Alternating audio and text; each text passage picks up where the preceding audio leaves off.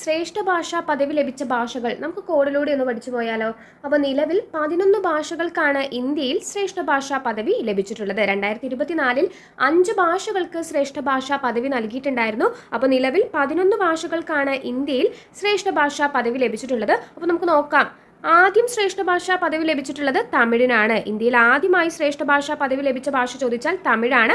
2004, 2005 സംസ്കൃതം, 2008 കന്നഡ, തെലുങ്ക്. ഓർത്തിരിക്കുക, കന്നഡയ്ക്കും തെലുങ്കിനും ശ്രേഷ്ഠ ഭാഷാ പദവി ലഭിച്ചത് 2008 മലയാളത്തിന് ശ്രേഷ്ഠ ഭാഷാ പദവി ലഭിച്ചത് 2013.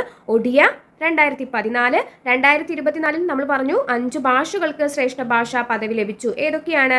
ബംഗാളി, പ്രാകൃത്, അസമീസ്, പാലി, മറാത്തി. ഇനി ഇത് പഠിക്കാനുള്ള കോഡ് പറയാം. തമിഴൻ്റെ സംസാരം കേട്ട് തെലുങ്കന് മടിയായി. എന്താണ്? തമിഴൻ്റെ സംസാരം കേട്ട് തെലുങ്കന് മടിയായി. തെലുങ്കന് മടിയായി. ഓർത്തിരിക്കുക, തമിഴൻ്റെ സംസാരം കേട്ട് തെലുങ്കന് മടിയായി. അപ്പോൾ തമിഴൻ്റെ എന്നതിൽ നിന്ന് നമുക്ക് തമിഴ് കണക്ട് ചെയ്ത് വെക്കാം. സംസാരം എന്നതിൽ നിന്ന് സംസ്കൃതം കണക്ട് ചെയ്യുക.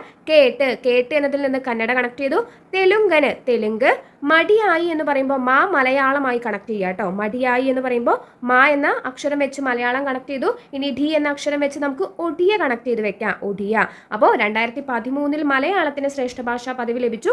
2014 ഒഡിയയ്ക്ക് ശ്രേഷ്ഠ ഭാഷാ പദവി ലഭിച്ചു. അപ്പോൾ ഇനി 2024 ശ്രേഷ്ഠ ഭാഷാ പദവി ലഭിച്ച ഭാഷകൾ ഓർക്കുക. ഇതിന്റെ കണ്ടിന്യൂസ് ആയിട്ട് തന്നെ ഓർത്തു പോവുക കേട്ടോ. തമിഴന്റെ സംസാരം കേട്ട് തെലുങ്കന് മടിയായി. ഇനി എന്താണ് ആ കാര്യം എന്ന് ഓർക്കാം. ബംഗാളിൽ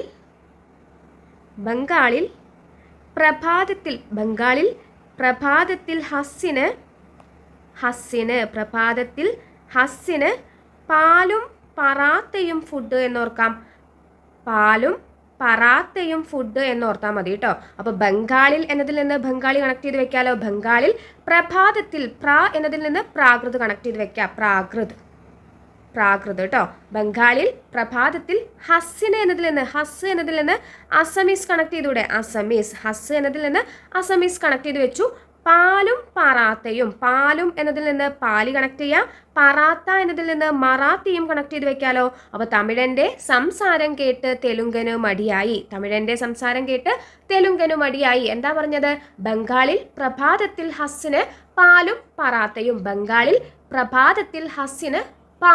പറാത്തയും. ഓർത്തിരുന്നൂടെ?